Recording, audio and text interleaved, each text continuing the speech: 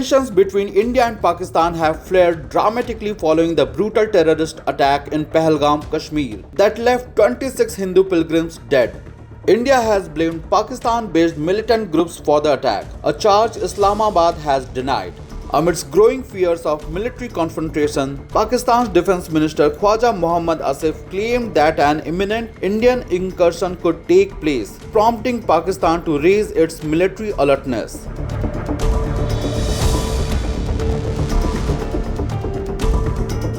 Speaking to the media, Pakistan's Defence Minister Asif warned that Islamabad had credible intelligence suggesting India might launch a military operation. Pakistan, he said, was fully prepared to defend its sovereignty, stressing that while the country sought peace, it would not hesitate to retaliate with full force, including the use of nuclear weapons if its existence were threatened.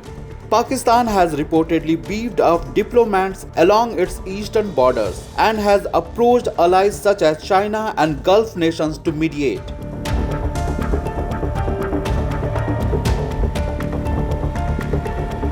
On the Indian side, top leaders have responded strongly to the Pahalgam massacre, sending clear signals that New Delhi will not allow such attacks to go unanswered. Prime Minister Narendra Modi, addressing a public gathering, stated that there is a deep agony in my heart. The terror attack in Pahalgam has left every citizen heartbroken. This was an attack on the spirit of Kashmir and India's unity. Justice will be delivered. Modi emphasized that the enemies of Kashmir's peace and development would be defeated. He also assured that the victims' families and the entire nation stood with them. Defense Minister Rajnath Singh called the attack an attack of cowardice and promised swift and decisive action. We will trace and punish not only those who carried out the attack, but also those who conspired such behind the scenes. We will not be intimidated by terror. Our response will be strong and timely. Singh's remarks fueled speculations that India might be considering limited military options, including surgical strikes or targeting terrorist infrastructure across the line of control. Union Minister Kiran Rijiju, after an all-party meeting, highlighted the government's strong resolve. The Indian government has expressed its clear intention to take even stricter action against terrorism. Prime Minister Narendra Modi has made it clear India's fight against terror will only intensify.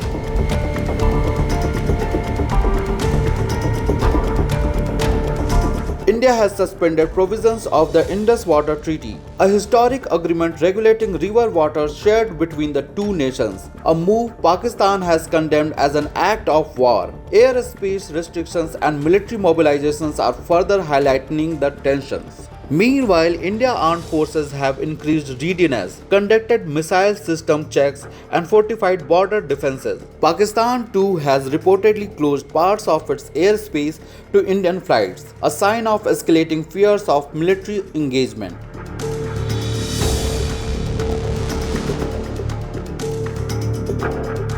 Despite internal political differences, Indian opposition leaders such as Rahul Gandhi also condemned the attack. While criticizing some aspects of government policy on Kashmir, he supported decisive action against terrorism. Assam Chief Minister Himanta Biswa Sarma went even further, calling for a declaration of war to avenge the atrocities against Hindus. President Draupadi Murmu and Vice President Jagdeep Dhankar described the Pahalgam attack as dastardly and reprehensible act, reflecting national anger.